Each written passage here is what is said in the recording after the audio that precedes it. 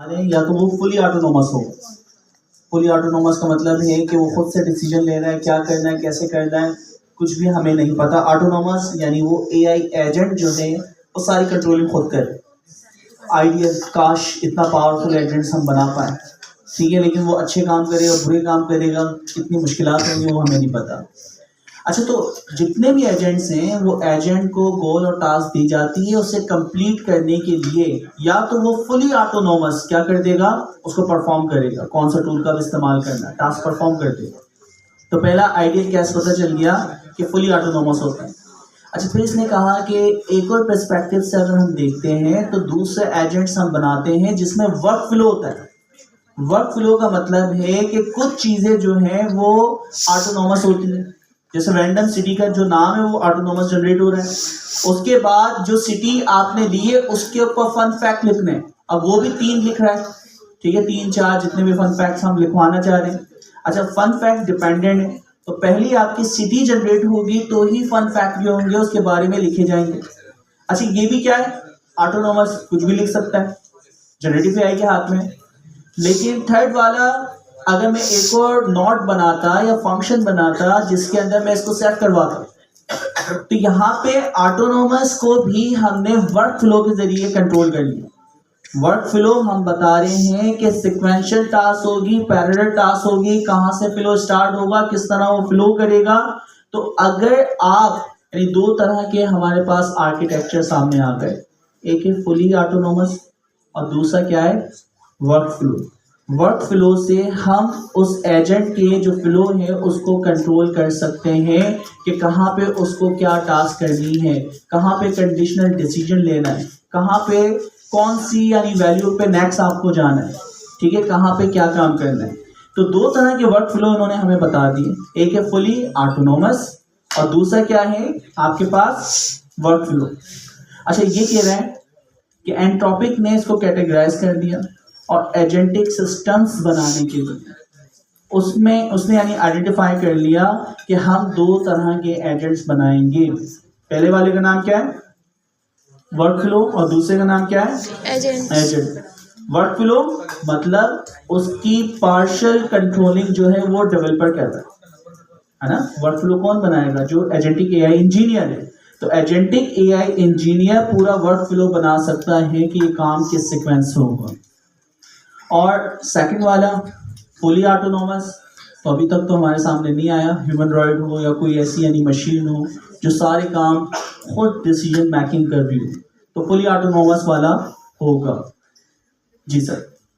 अच्छा, ये मेरा ख्याल से मैं अगर इसको अपने जहन में याद रखने के लिए, क्योंकि मुझे रट्टा से याद रहता नहीं है, अगर मैं कॉन्सेप्ट समझ लूँ तो वर्क फ्लो आलूगोश्त है का वर्क फ्लो है, और मैं कहूँ नजम को कि गवर्नर साहब को जाके पटा के आओ कि हमारे सारे टीचरों को पैसे दे दें। ये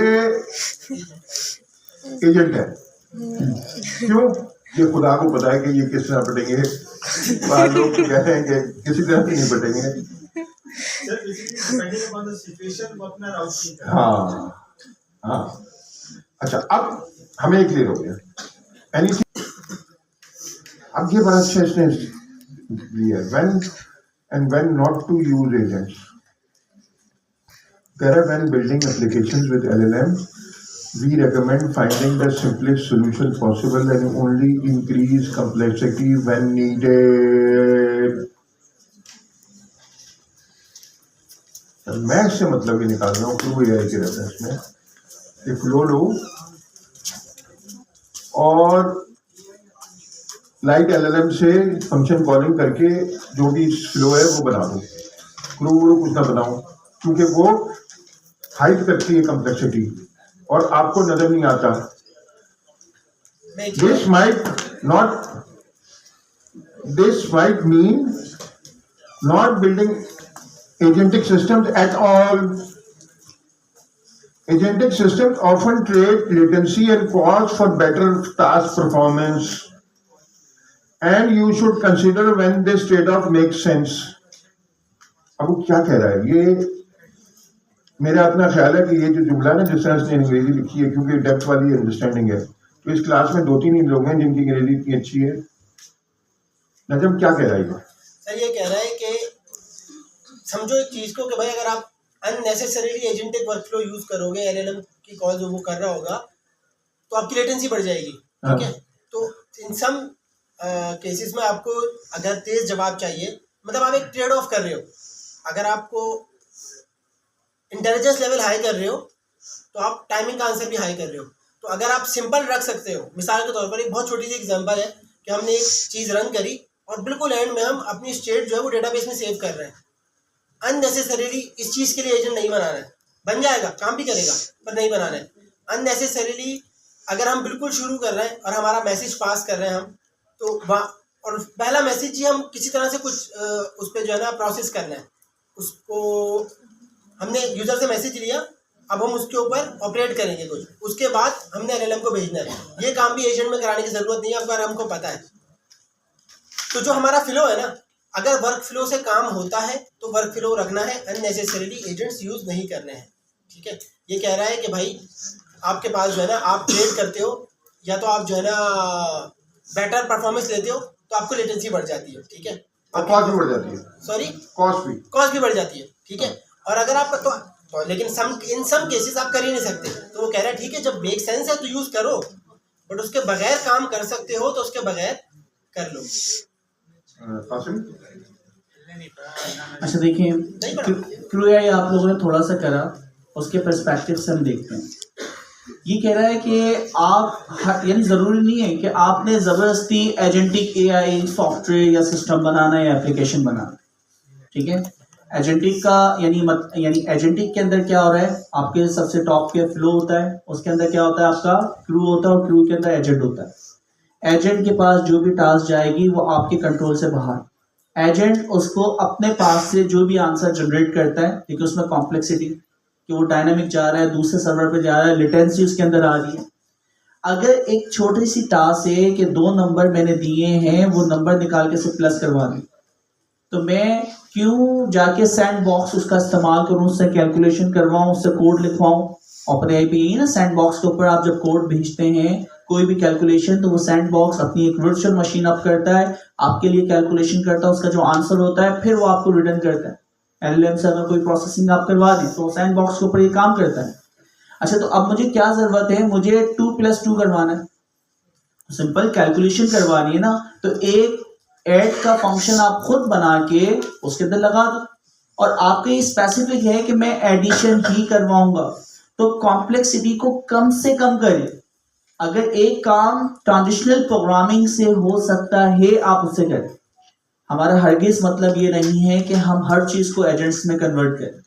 ठीक है, उसके बहुत सारे नुकसान क्या होंगे, आपकी ट्रेड ऑफ जो कि कॉस्ट, लेटेंसी, ये दोनों चीजें क्या हो रही हैं, बढ़ रही।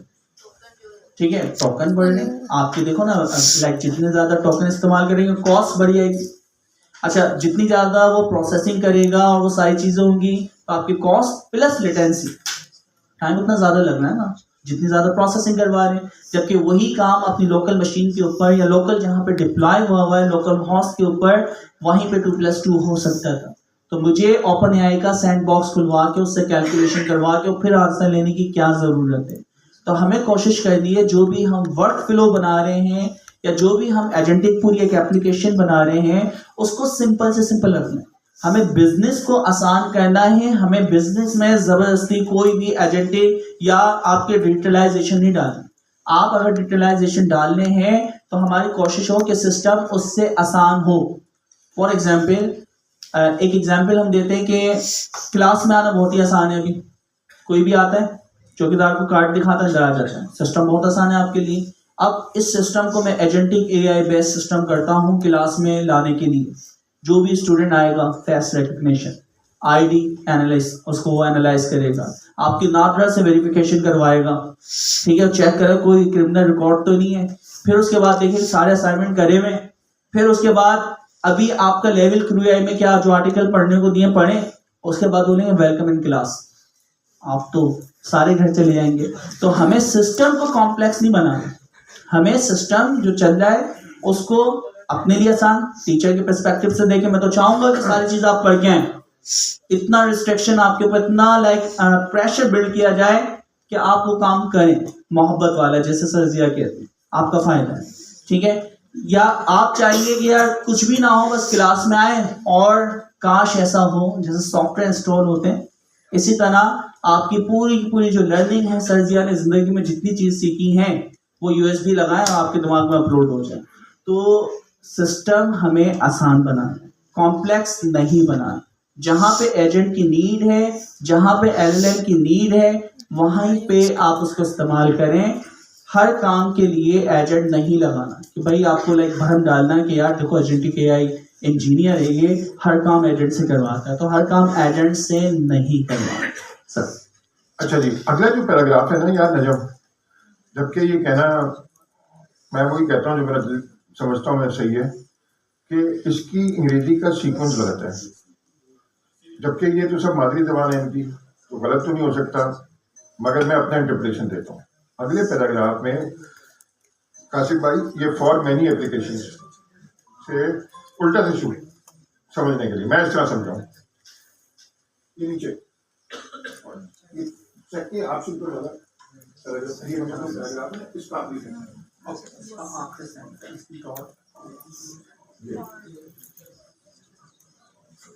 मैं इस तरह पढ़ रहा हूँ, फॉर मैनी एप्लीकेशंस हाउएवर पढ़ा रहा हूँ, optimizing single LLM calls with retrieval and in context examples is usually enough. क्या कह रहा है?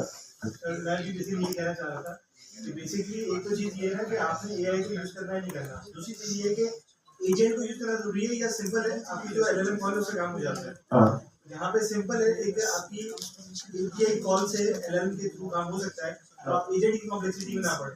बिल्कुल, वो कह रहा है कि सिंगल कॉल से काम बन जाएगा अगर उसमें रैग हो, फंक्शन कॉलिंग हो, और कॉन्टेक्स्ट में एग्जांपल भेज दें, जिसको क्या कहते हैं हम तक प्रॉम्प्टिंग में मल्टी शॉट,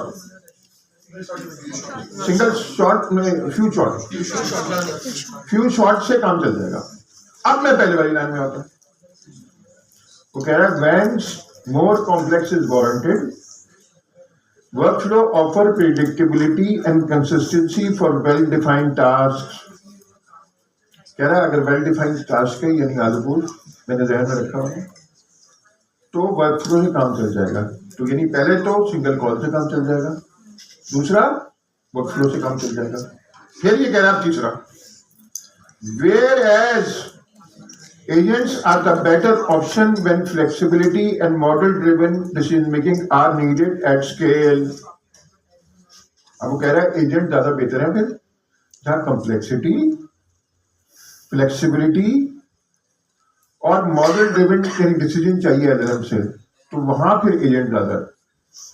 तो इसने 3 लेवल बना दिए मेरे दिमाग के लिए, लेकिन खुद 2 डिफाइन करें। अच्छा, और डेवलपर डिसाइड कर रहा है ना ये, तो मेरा दिमाग क्लियर किया। याद करें वो जो 5 लेवल थे इसके ओपन ओपन एआई के, उसने मेरा दिमाग बहुत खोला था पूरा आज। अच्छा, ये मैंने कल परसों एक पॉडकास्ट सुन रहा था, उसमें भी उस बंदे ने कहा, जो मैंने इंटरव्यू आपको कहा था कि सब लोग इसको गौर करें कि क्या सवाल पूछ रहा है, क्या जवाब पूछ रहा है, ताकि आपको जल्दी आती है नहीं आती। तो उसमें भी उस बंदे ने कहा कि सर जो सवाल पूछने वाले ने कि सर आपने जब वो 5 लेवल बनाए तो उससे बड़ी इंडस्ट्री में फायदा हुआ, बताए, डॉक्यूमेंट करें। एंथ्रोपिक ने ये डॉक्यूमेंट करके मेरा दिमाग और चला, क्योंकि थ्योरी बड़ी इंपॉर्टेंट होती है। मुझे पता नहीं करना क्या, कोडिंग तो मैं कर ही लूंगा, मगर मुझे कोई डायरेक्शन तो मिले ना। अंजुम को कोडिंग करने के पैसे नहीं मिलते, वो भी मिलते हैं ना, जो मतलब नेट रिजल्ट आना चाहिए, कोई भी करे, और मगर सोचने के पैसे मिलते हैं, और सोचना तो पड़ेगा किसी को।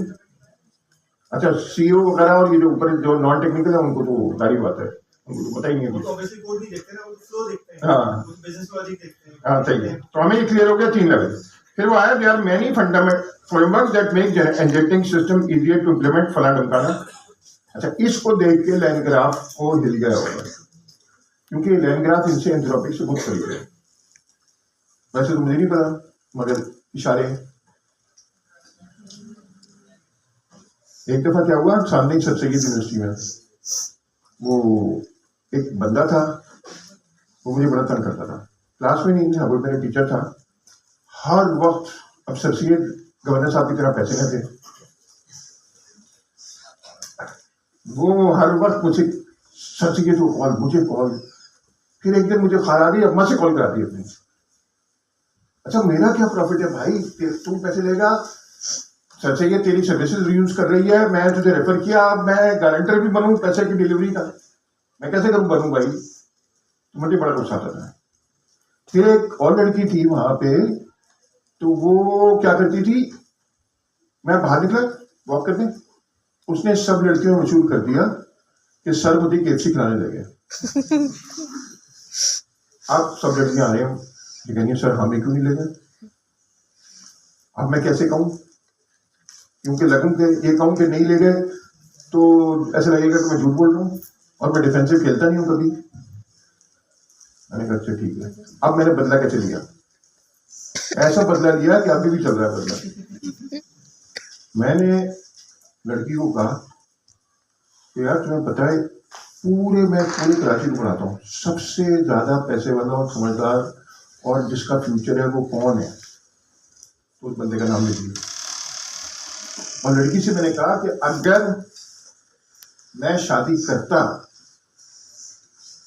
तो किससे करता, ये जो लड़की है ना इससे करता, बहुत ही अच्छी लड़की है, अल्लाह का फजल है, 1.5 महीने बाद मुझे शादी का कार्ड नसीब हो गया। तो हमारे एक ताया कहते थे 2 घर बर्बाद नहीं हुए। अगला जुमला क्या है, 1 घर बर्बाद। अच्छा, तो इसी तरह आप लोगों को और से ही आर्टिकल पढ़ना है, जिस तरह मैंने उनका इंटरेक्शन पढ़ा। कसम से बता रहा हूं, सालों शादी नहीं होती, मैंने 1.5 महीने में शादी कराई थी, बगैर कुछ कहे, सिर्फ बोल के जुबान से। अच्छा, दीज फ्रेमवर्क्स, अच्छा इन्होंने भी यही किया है, लैंड ग्राफ को बैड माउथ करके, लैंड ग्राफ से बेचारे से अपना सारे फ्रेमवर्क पे कॉन्फिडेंस ही खत्म हो गया। ये किस तारीख को रिलीज हुआ है,